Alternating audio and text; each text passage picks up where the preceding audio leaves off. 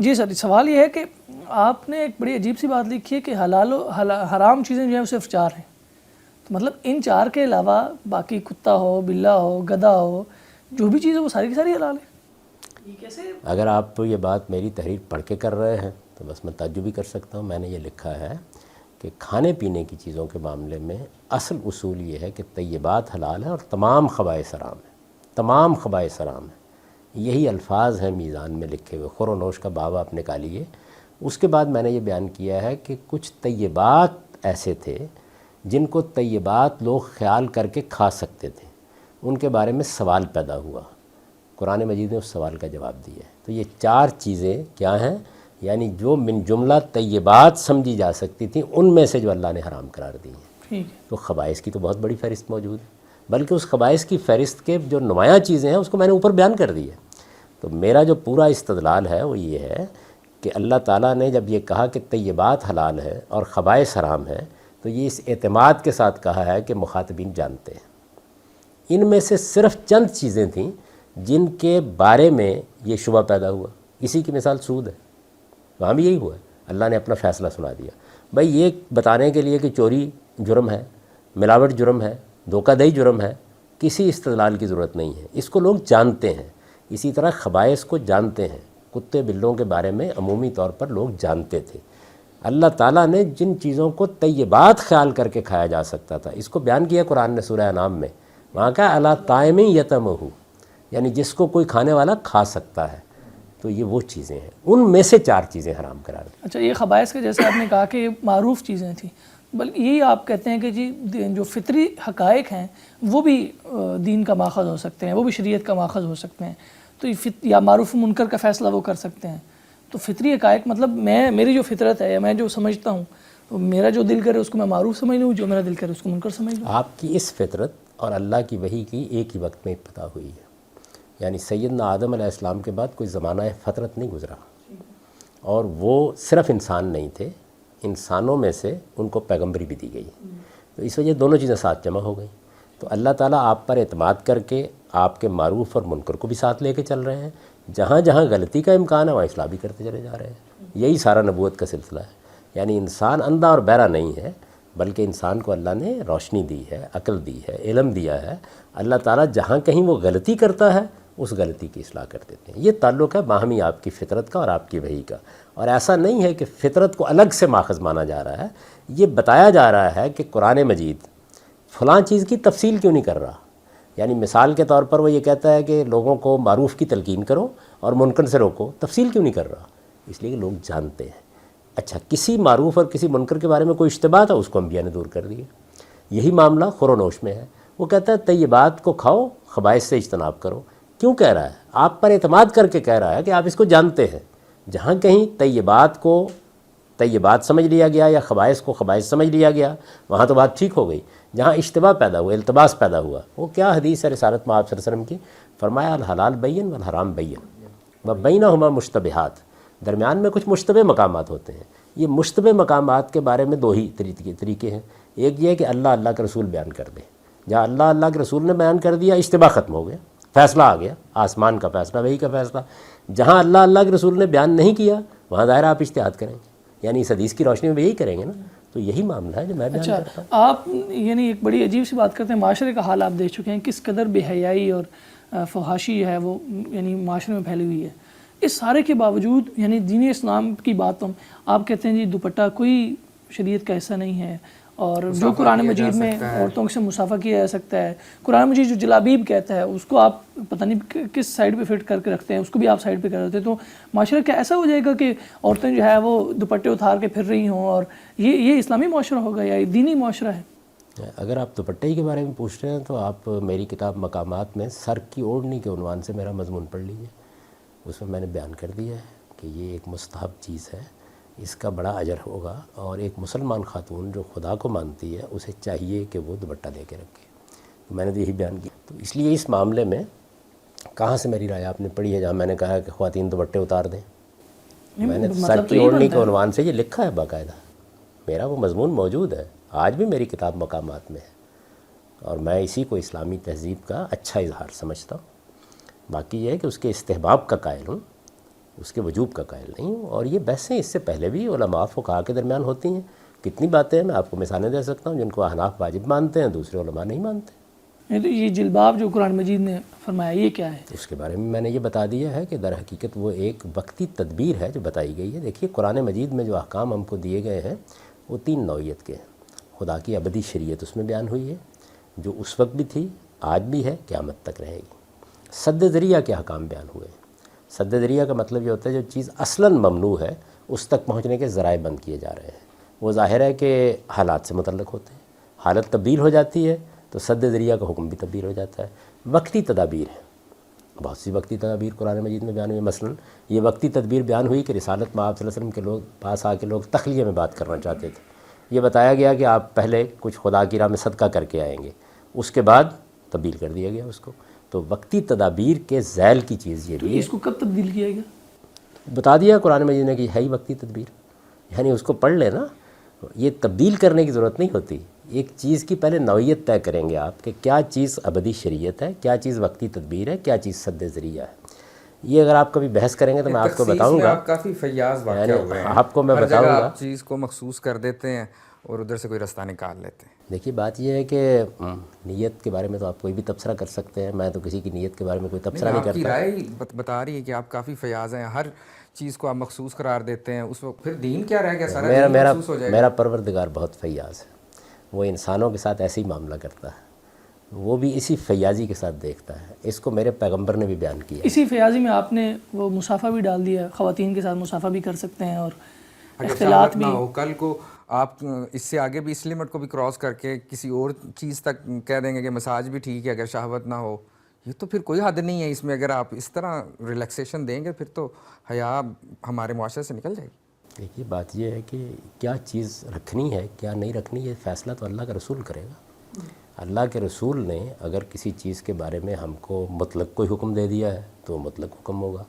اگر کسی چیز میں ترجیح بیان کی ہے تو ترجیحی چیز ہوگی. اگر کسی چیز میں اپنی پسند ناپسند بیان کی ہے تو اپنی ناپسند ہوگی. تو میں نے رسمی مسافے کے بارے میں یہ بیان کیا ہے کہ یہ کوئی حرمت کی چیز نہیں ہے، یہ ہمارے ہاں کی ایک ثقافت ہے، تہذیب ہے. اور ہمارے دین نے ہم کو یہ مزاج دیا ہے کہ عورتوں اور مردوں کے درمیان فاصلہ رہے، اور یہ فاصلہ رکھنا چاہیے ہمیں. اس فاصلے کی وجہ کیا ہے؟ اس کی وجہ یہ کہ ہمارے ہاں بدکاری ایک بہت بڑا جرم ہے. اس کی طرف بڑھنے کے سارے راستے داخل سے بھی بند ہونے چاہیے، خارج سے بھی کوشش کرنی چاہیے کہ آپ انہیں بند کریں. یہ ساری بات میں نے بیان کی ہے. اس ساری بات کو بیان کرنے کے بعد میں نے یہ گزارش کی ہے کہ ایک چیز ہے رسمی مسافہ اور ایک چیز ہے وہ لمس اور مس جس کو دین میں حرام قرار دیا گیا ہے. ان دونوں میں بہت فرق ہے. وہ فرق سمجھانے کی کوشش کی ہے اور یہ بتایا کہ رسمی مسافے پر اس کا اطلاق نہیں ہوتا. آپ مجھ سے اختلاف کر سکتے ہیں، لیکن میں حیران ہوتا ہوں کہ جب آپ پرانی فقہ پڑھتے ہیں اور اس میں شوافع کے، اس میں احناف کے، اس میں حنابلہ کے اختلافات پڑھتے ہیں تو ان پر بھی یہی تبصرہ کرتے ہیں.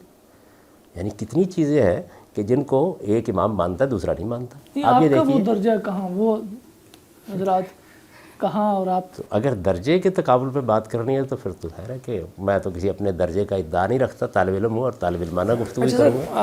آخری کویشچن ہے وہ یہ ہے کہ آپ سے کبھی بھی مسلمانوں کے بارے میں کوئی ہمدردی کا رویہ نظر نہیں آتا. یعنی مسلمانوں کی علاقتیں وہ کشمیر میں ہوں، فلسطین میں ہوں، افغانستان میں اتنا بڑا ظلم ہو جائے، برما کے اندر مسلمانوں پہ ظلم ہو، کبھی آپ کی آواز نہیں آتی، کبھی ایسا نہیں ہوتا. آپ کا طبقہ نہیں، یعنی آپ کے ساتھ جو لوگ ہیں وہ نظر نہیں آتے کہ جی وہ لوگ اس موومنٹ کے لیے کھڑے ہوں، آواز کم از کم اٹھائیں، کم از کم مذمت کر دیں. کبھی ایسا نہیں ہوا. لیکن اس کے مقابلے میں کسی مسلمان پر شبہ ہو جائے کہ جی اس نے دہشت گردی کر دی یا اس نے کوئی غلط، یعنی یہ ثابت نہیں ہے چیزیں، لیکن اس کے باوجود آپ کہتے ہیں جی مسلمانوں نے غلط کیا ہے، مسلمانوں کو نہیں کرنا چاہیے تھا، دہشت گردی یہ ہے فلاں ہے. اس میں بھی دو چیزوں کو ملا دیا گیا ہے. مسلمانوں پر کوئی ظلم ہوگا تو اس میں مجھ پر ظلم ہے. میرے بھائی ہیں وہ، میں ان کا درد کیوں محسوس نہیں کروں گا؟ لیکن میں کوئی سیاسی لیڈر نہیں ہوں، نہ میں کوئی صحافی ہوں کہ روز بیانات دیتا رہوں. اگر مسلمانوں کے بارے میں کوئی بات مجھ سے پوچھی گئی ہے تو آپ ان مقامات کو نکالیے. ان میں نے اپنے درد کا اظہار بھی کیا ہے، محبت کا اظہار بھی کیا ہے، اور وہ آپ سے پوچھ کر نہیں کیا، اسے کہنے پر نہیں کیا. وہ میرا درد ہے، میری محبت ہے. مسلمان جب کوئی غلطی کرتے ہیں تو پھر مجھے انہیں بتانا چاہیے. مجھے دین نے یہی سکھایا ہے کہ سچائی کی بات کرو، خواہ تمہیں اپنے گھر والوں کے خلاف کرنی پڑے. مسلمان اس وقت جو کچھ اپنے ساتھ کر رہے ہیں وہ دین کے ساتھ بھی ظلم کر رہے ہیں، اپنے ساتھ بھی ظلم کر رہے ہیں. اس میں نے ان کو توجہ دلائی ہے کہ اس کے نتائج تمہارے حق میں خطرناک نکلیں گے. وہ عالمی سطح پر نکل آئے. جو کچھ میں کہہ رہا تھا وہ آخری درجے میں ہو گیا. جب میں کہہ رہا تھا کوئی سننے کے لیے تیار نہیں تھا. پھر آپ سب لوگ ضرب عضب پر فخر فرما رہے ہیں. میں تو صرف یہ بتا رہا تھا کہ غلطی کہاں ہو رہی ہے. آپ تو پھر ان کو مارنے کے لیے نکل کھڑے ہوئے. تو اصل میں یہ ساری چیزیں جتنی ہیں ان کو ان کی صحیح جگہ پر رکھ کے دیکھیں. مجھے یہ تعلیم بھی اللہ کی کتاب نے دی ہے کہ جب کبھی آپ کی قوم کوئی غلطی کرتی ہے خدا کے حوالے سے, خدا کے دین کے حوالے سے, تو اللہ گرفت کرتا ہے. اس موقع کے اوپر انہی کو تنبیہ کرنی چاہیے. یہی اعتراض اللہ تعالیٰ کے بارے میں بھی ہو جائے گا, اس لیے کہ انہوں نے تو بنی اسرائیل کے ساتھ یہی معاملہ کیا ہے. وہ ان کی منتخب قوم ہے, لیکن وہ ہر جگہ یہ بتاتے ہیں کہ دیکھو بنی اسرائیل کے لوگوں تم نے یہ کیا, تم نے یہ کیا, تم نے یہ کیا. میں بھی مسلمانوں سے بہت محبت کے ساتھ یہ عرض کرتا ہوں کہ تم پر اس وقت جو ادبار ہے, جو زوال جس سے تم آشنا ہو گئے ہو, جو تمہاری صورتحال بن گئی ہے, اس میں تمہارے اپنے اعمال کا دخل ہے. اور تم کون ہو؟ میں بھی وہی ہوں. یہ ہمارے اعمال کا دخل ہے. اس لیے خدا کے لیے خدا کی ہدایت کو دوبارہ سمجھو, اللہ کی کتاب کو مضبوط پکڑو اور اس کے قریب آؤ. اس سے پہلے بھی یہی رہا ہے. آپ دیکھیں اقبال نے شکوہ اور جواب شکوہ لکھا. جواب شکوہ کیا ہے؟ وہ مسلمانوں کی فرد قرارداد جرم ہے. مسلمانوں کے تمام ہمدرد یہی کہتے رہے ہیں. آپ شاہ ولی اللہ کی تفہیمات کو ذرا دیکھیے, پڑھیے. انہوں نے اپنے زمانے میں مسلمانوں کے احوال پر کیا تبصرے کیے ہیں. تو میں تو کوئی صحافی نہیں ہوں, کوئی لیڈر نہیں ہوں کہ روز بیان دیتا ہوں. مجھ سے آپ سوال کریں گے تو جو میرے نزدیک صحیح بات ہوگی وہ میں اللہ کی کتاب کی روشنی میں بیان کر دیتا ہوں. سر آخر میں بھی ایک سوال کرنا چاہوں گا. فکری نوعیت سے ہٹ کے عملی نوعیت کا سوال ہے. فکر سے ہٹ کے اگر ہم عملی طور پر دیکھیں تو سر آپ کی باتیں سن کر کوئی دل میں خدا کا خوف, خشیت الہی پیدا نہیں ہوتی. تصوف جس کو آپ کوستے ہیں وہ میرے دل کے اندر خدا کا خوف پیدا کرتا ہے, مجھے اللہ سے جوڑتا ہے. آپ کی باتیں ایسے لگتا ہے جیسے کوئی 2+2=4 کی طرح کوئی مینٹل میتھمیٹیکل ایکسرسائز ہے, کلامی خشک, مطلب کوئی میننگ فل نہیں ہے. یعنی مجھے تسکین حاصل نہیں ہوتی. اس کی کیا میرے نزدیک تو آپ کو تسکین اللہ کی کتاب سے حاصل ہونی چاہیے. نہ یہ میرا منصب ہے, نہ کسی صوفی کا منصب ہے. اصل میں یہ جو خشیت ہے, یہ خدا کا خوف ہے, خدا سے سچا تعلق ہے, اس کا منبع ہی اللہ کی کتاب ہے. میرا کام صرف یہ ہے کہ میں آپ کو خدا کی کتاب پہنچا دوں, خدا کی کتاب کی شرح و وضاحت کر دوں. میں تو دعوت کے لیے بھی خدا کی کتاب ہی لوگوں کے سامنے پیش کرنے کی بات کرتا ہوں.